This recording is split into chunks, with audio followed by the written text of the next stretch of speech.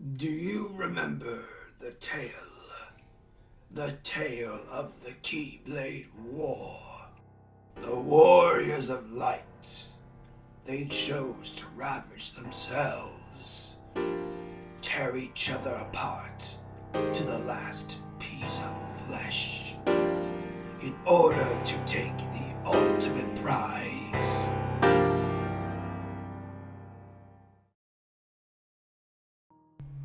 Boy oh boy, the price for naivete is steep.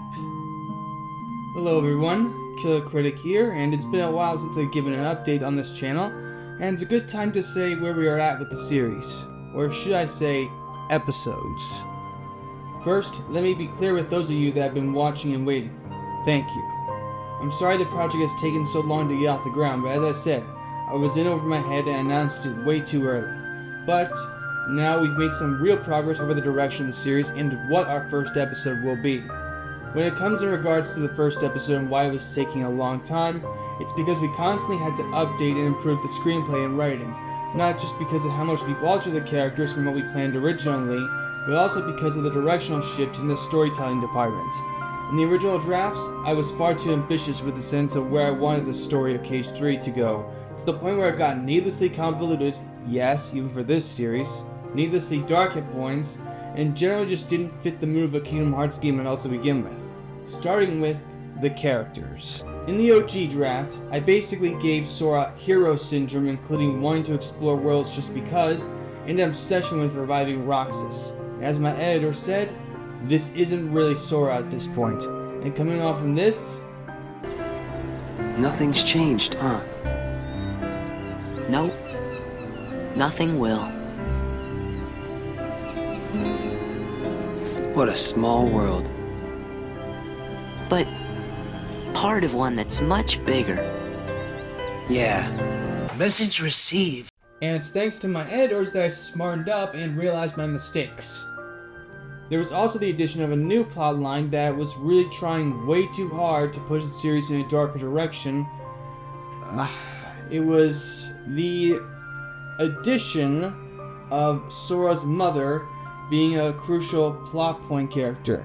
I'll be blunt here. The idea was stupid. Plain and simple. It was a convoluted idea that tried to add importance to a character that didn't need it, never had it, and was trying to add needless complexity to a character that didn't require it to begin with.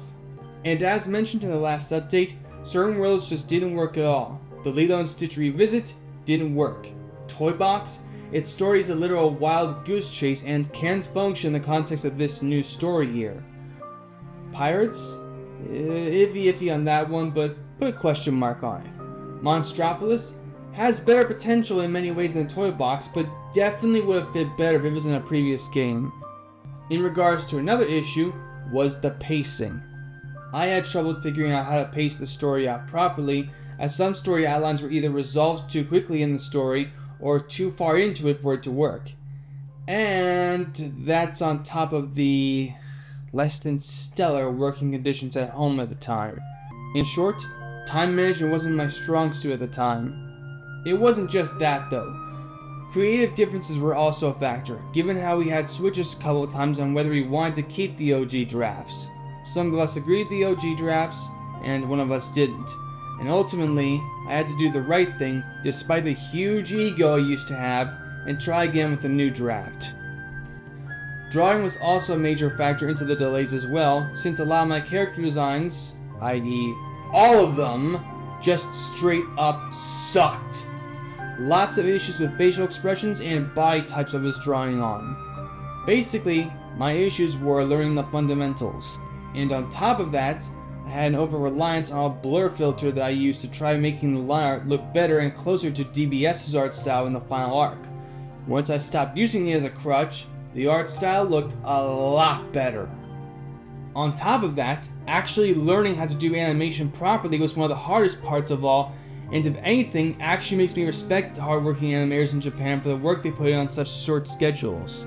Learning how to do walk cycles alone was a huge wake-up call, and it became a sobering experience on how passionate animation as an art form truly is. And how lazy and lackluster AI animation is. Now, something that certain people on the internet have questioned is if we hate the series. To answer that question, absolutely not. Kingdom Hearts is one of our favorite video game series of all time, and while we don't see every game as being perfect, we do fundamentally enjoy the series overall. It's just KH3 that earns our ire because it mishandled so many characters and resolutions. It also broke the camel's back because it wrote the series into a corner, partially because it didn't choose to just conclude the series at Kingdom Hearts 3. The other question is, do we hate Nomura?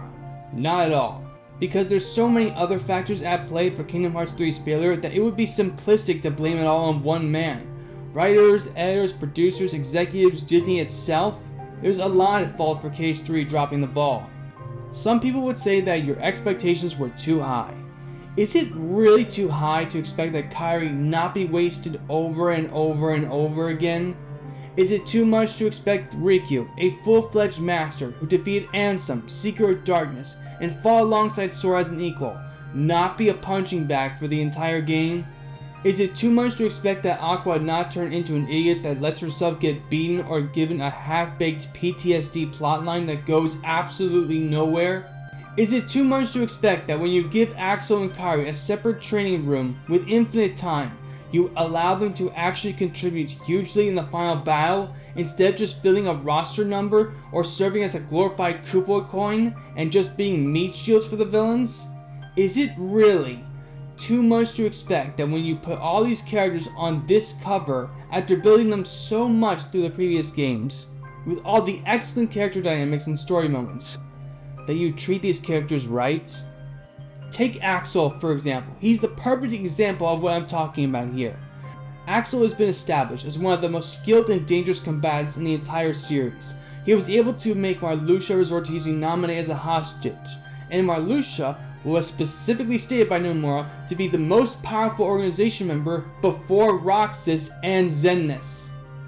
Axel was able to defeat Xion twice. He was also able to keep up with Roxas when he could dual wield. Yet in Kingdom Hearts 3, Axel is basically a non-entity until the end, where he basically gets effortlessly beaten and thrown out of the running. And to remind, didn't do much to fix it anyways, since Axel only gets to be a party member for just a bit longer this time. And do I really need to mention how the Lingering Will, one of the most iconic and coolest super bosses in the series, being defeated in the most anticlimactic way possible?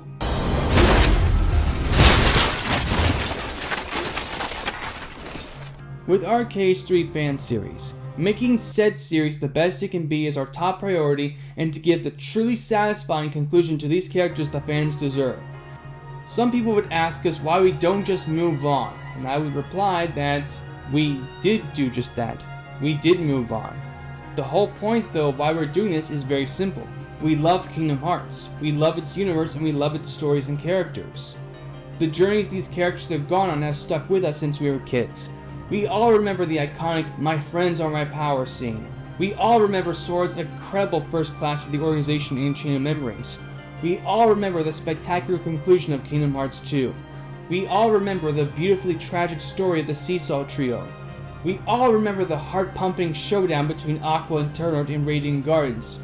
We reconnect with Kingdom Hearts. That is why we're doing this series, because we love it so much. And that was just the tip of the iceberg. Being introduced to Final Fantasy characters, as well as other Square Enix properties for the first time, having such a massive crossover with said characters and Disney just brought the whole thing together. And yes, Final Fantasy characters are important to the series. In Kingdom Hearts 1, we got Leon, Cloud, Yuffie, Aerith, Sephiroth, and Cid, whose incorporation into the story for each of their appearances transcends just being Final Fantasy characters. And that's on top of having Tidus, Wakka, and Selphie. In Kingdom Hearts 2, we got Tifa, Setzer, View, Rai, Auron, Yuna, Riku, with 2 Ks, Pain, and Vivi. And also Cypher. That was undeniable proof that we totally owned you, lamers. We got the world that ends with you cast in Dream Drop Distance. In Birth by Sleep, we got Zack and almost got Laguna Lori. I mean, come on.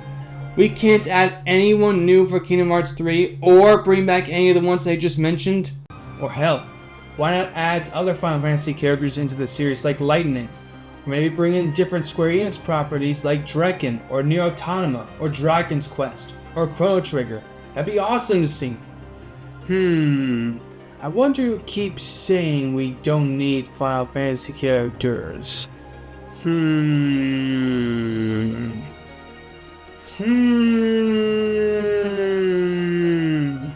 I'll be blunt. As I mentioned, back then I was young, inexperienced, talentless, and unprepared. Yeah, I don't have a high opinion of myself from back then. My first 2 videos of Kingdom Hearts 3 and the fan rewrite worked out and did well, and it caused me to get it over my head. I shot years ago a full-on animated web series. It sounded promising, but it took a lot of time. And over the years, I've had some help to get to where I'm at. We've been through some highs, some lows, and everywhere in between.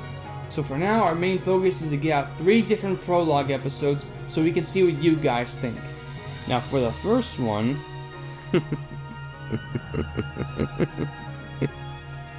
let's just say, the goal here is to give everyone a first impression of what we have in store for this series, and if you all like the creative direction we're going in.